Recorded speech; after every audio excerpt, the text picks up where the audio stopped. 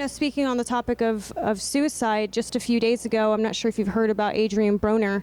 He had posted a couple of different cryptic type posts on Instagram, and he basically said that he was going to commit suicide the other day at 3 p.m. Thankfully, he didn't. I'm hearing, at least this is what I'm hearing, that people rushed to him to be by his side. What are your thoughts on that? I mean, isn't that a bit shocking to hear that someone so publicly is willing to talk about that?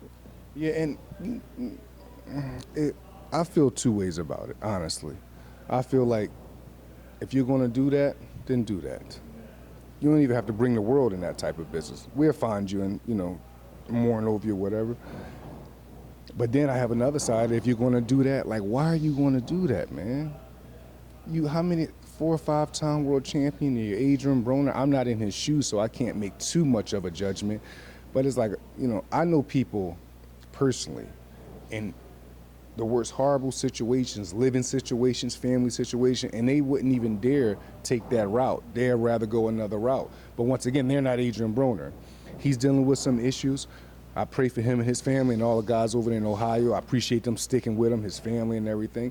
And, in my opinion, honestly, Michelle, I think Floyd should reach out to him, because I believe Adrien really was hurt since the Floyd Mayweather thing and him and Floyd part. No matter how macho he was acting, I believe that really bothered him. And I believe it'd do great justice if Floyd just reached out to him or went over there, actually flew one of them jets over there and just say, yo, what's going on, man? You ain't got to do this or whatever like that. But we'll see, man. Like, sometimes you can know what you would do in the situation. I can know what I would do in the situation, but we're not in them situations. But I think Adrien Broner should definitely stay here on earth. I think he could be another 3-time world champion. And I think, him and Floyd should get together and reconcile and go back to the big brother, little brother, because I think that have a lot to do with Adrien's persona and his attitude. You know what I mean? Of course, anytime that you're good friends with somebody and you part, especially, it's painful for anybody. They went public with it and throwing insults. It's like that was unnecessary to me. Like, you know what I mean? Because there's not nobody. I would never. Lennox Lewis has been my mentor. Well, I wouldn't say mentor. Lennox Lewis has been my idol. And there's nothing he can ever say or do to make me bash him publicly.